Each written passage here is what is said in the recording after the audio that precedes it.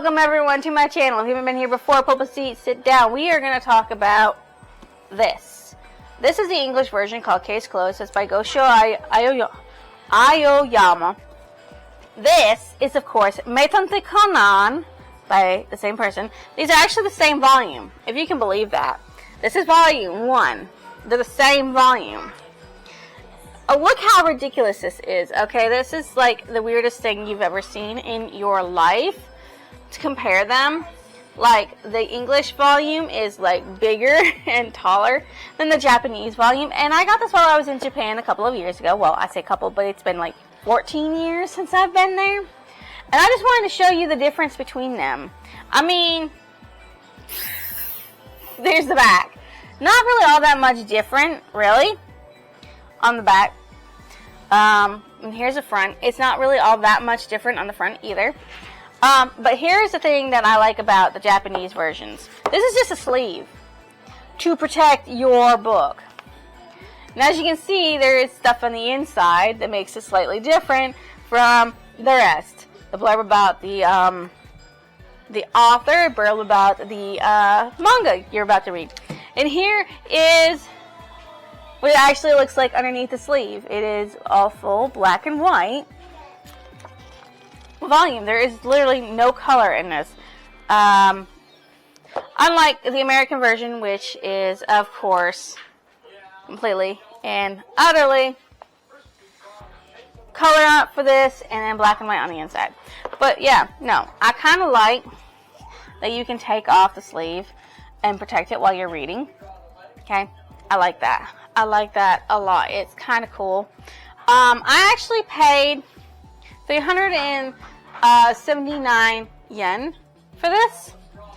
I don't know what that translates to. For this one, this was $9.99. So maybe they're about the same price. I don't know. I don't know what the translation of yen is to American right now. But I bought this a couple years ago, so yen was a higher value than the English dollar. Here is the English version, because I can't officially read some of this in Japanese. I mean, I could try, but I don't remember some of the symbols. No! Anyways, ghastly beheadings, bloody murders, and cold-hearted child abductions. Precocious high school student Jimmy Kudo uses his keen powers of observation and astute intuition to solve mysteries that have left law enforcement officials baffled. Hot on the trail of a suspect, Jimmy is accosted from behind and fed a strange chemical which physically transforms him into a grade schooler. Taking on the pseudonym Konan Edogawa, he attempts to track down the people who did this to him, but until he finds a cure for his bizarre condition, Jimmy continues to help the police solve their toughest cases. Can you crack the case before Conan does? So, his real name is Kudo Shinichi. Okay, I don't care what you say. His name is Kudo Shinichi. This is actually what Kudo Shinichi looks like. This is him as Konan Edogawa, his persona that he becomes, and the rest of it just follows his persona. For the rest of the series, there are some instances where he does get to become an adult again, but they're not very often. The one thing I do like about the American edition, the English edition, is this right here. This is part of a series. Like, it literally starts with just a head, but then it turns into like a full body action thing that happens on the spines of the show. Also, maybe that wasn't that. Maybe that was about Sherlock Holmes. So in the back, which I guess maybe I was wrong in saying that's what that is, he does blurb about Sherlock Holmes, the one who inspired Konan Edogawa. And so he, like, after every one of these, he literally puts a mystery, either somebody who wrote a mystery, a detective, or the detective themselves. Conan actually comes from the name of Arthur Conan Doyle, and there's also, of course, Ranga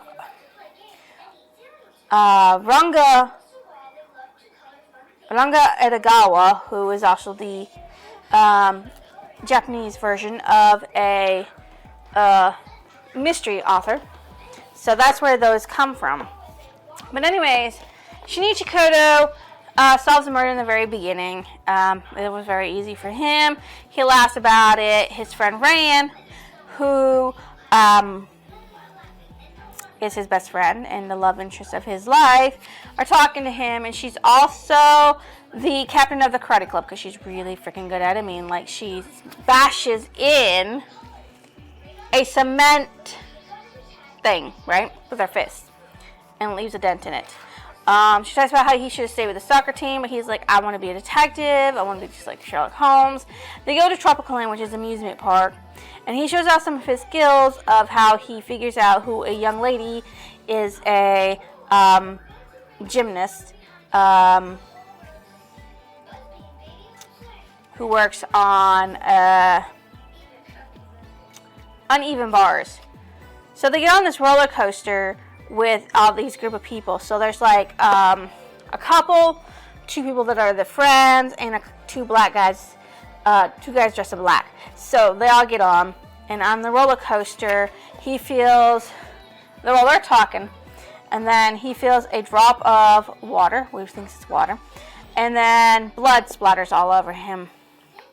And so, yeah, why? A dude lost his head. So he goes around and he solves the case. Obviously, it was a gymnast, and he figures it out through a couple of clues. And then as he's walking home with Ran, he sees one of the men in black, and he decides to follow that man in black. He hears of a deal being exchanged, money for a flash drive full of weapon trading, I'm going to assume. And while that's happening, the other man in black comes up behind him and whacks him on the head. And what he does, this guy who whacks him on the head, is feeds him a poison. Now, this poison is something that is untested in a lot of fields of what it's supposed to do. So, I'm not sure that the man in back, which you learn eventually, is named Jin, and the other one, which is named Vodka. I didn't think Jin knew that it was untested for several reasons. But they did already have test results for it that weren't probably told to him. But the poison essentially has two functions. But we only learn about the one, well, we know about one function. Poison is supposed to kill him. But we learn what the other function is. The other function is, it de-ages him. Now, he was, I believe, a 17 or 16-year-old high school detective. 16, actually, he says it in here. 16-year-old high school detective, and now he's a 6-year-old. Can you believe that, man? What would happen? What would you do if you woke up being 6 again? In the current timeline, not being like going back in time. So, he literally runs from the police to Agasa's house, which is his next door neighbor. Actually, he tries to run home, and he can't get into his house. So he sits there and sees Dr. Agasa. He explodes something, and he speaks to Dr. Agasa. He convinces Dr. Agasa that he is Kudo Shinichi, his next door neighbor, and they're like, oh, okay, so you're really him. So they takes him inside. He puts on his grade school clothing. They talk about how the Men in Black and what he needs to do to be able to get his body back. And Agasa's like, well, I can't do anything without the poison that you took. So he has to get a sample of it. So it's like, well, okay, well, I'll do that. Ran, his friend, who's called Rachel in this, comes there because she's worried about him, hadn't heard from him in a while, and decides to go investigate. And she's like, meets up with Agasa, talks to Agasa about it, and he's like, no, don't worry about it. Jimmy's just busy. And then she meets Kudo as a kid, and so he comes up with the alias because he's literally standing next to Sherlock Holmes. Oh, wrong one. Sherlock Holmes stuff, right? Let's see. And Edogawa Rampo. So he's like, oh, well, I will just become Conan Edogawa.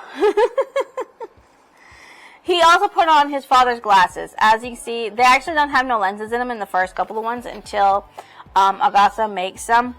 And so Augusta's like, hey, I don't really want him living with me because he's a kid. He's a relative of mine.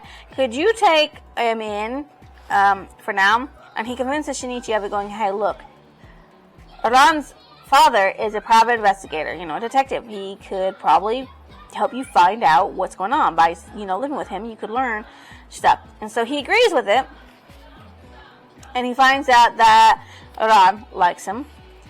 Then they get the first case. He thinks his first case is actually the Men in Black, but it's not. Apparently a little girl convinced her butler to kidnap her and pretend to be a kidnapper, saying, hit down your company for a month. Also, she could have more time to spend with her dad.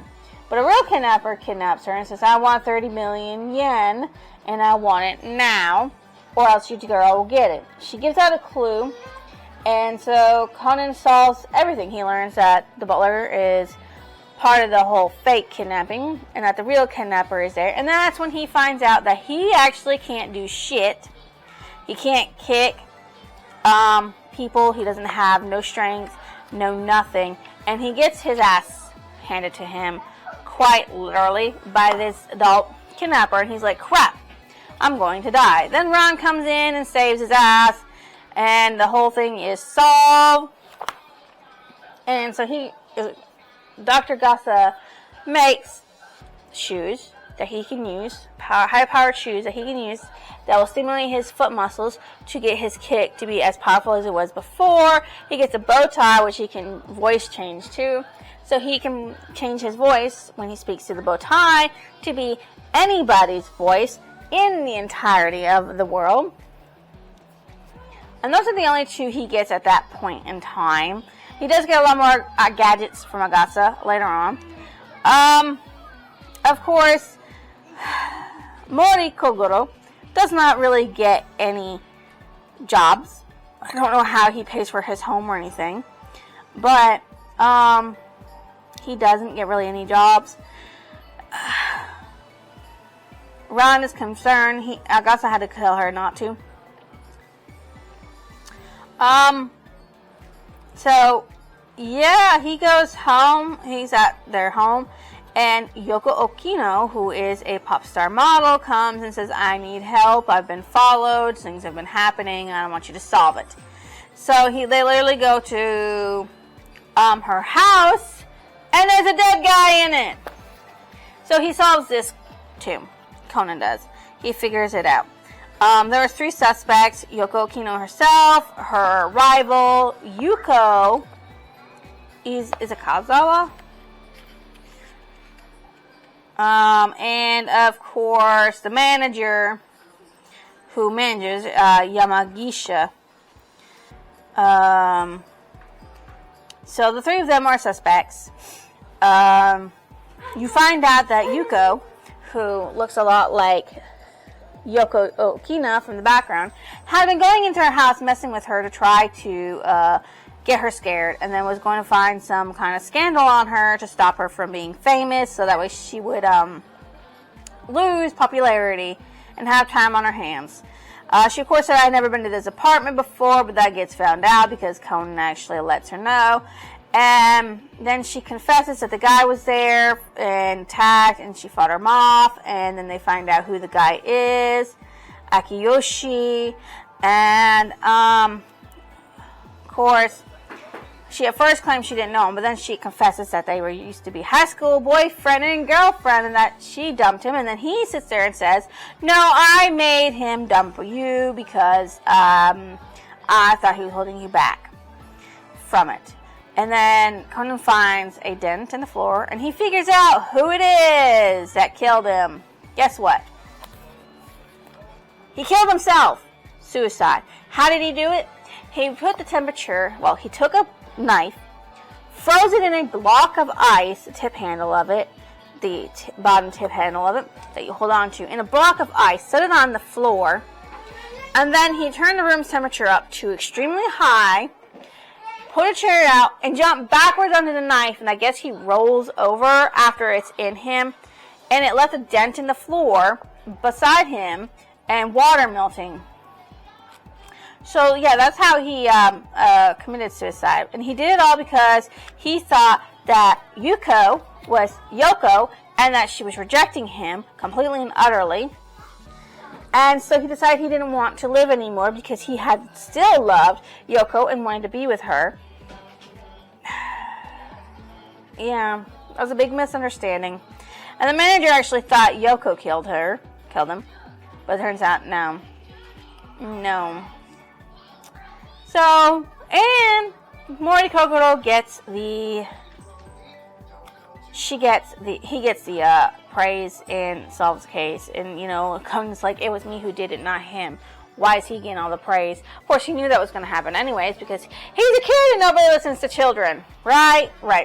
So, Ran is really worried about Jimmy, and she just wants him to come home. So he calls her and says, look, I got pulled into work on a sticky case. It looks like I won't be able to get back for a while. But as soon as I solve it, I'll be right back right to you. And she's like, oh, I'm so happy to hear you. And he's like, when that time comes, I'll tell you straight out my true feelings for you. Because he loves her, and she loves him. And yay! That's the beginning of Case Closed. Or, as I like to call it, Meitantei Konan, the Great Detective Conan, is basically what it translates to. I really am happy that I do have this version, and I am never going to get rid of it. I would like to have all 98 volumes, actually 108 volumes that are out in Japanese, because this is like so cool. And I want all of them. I'll never get all of them. Oh no, there's like, damn, no, it's just on this. Oh, at least it's not on the book. I don't have to worry about that. But I really enjoy the detective part of it. The little mystery of how he gets shrunk using a poison is interesting in its own. We don't learn about what that poison is called until later. We don't really learn a lot of things until later. But this really kicks off a really good, so far in English translation, 98 volumes. So far as I know, about 108 to 110 volumes in Japanese. And if you didn't think that was enough, okay, there are 1,200 episodes in animation for anime, of course, and 27 or 28 movies. So it's really, really big in Japan, and I'm glad it's starting to blow up in America because, for the longest time, very hard to get your hands on any of the episodes in English. But they're dubbing them now, slowly but surely. They're dubbing them.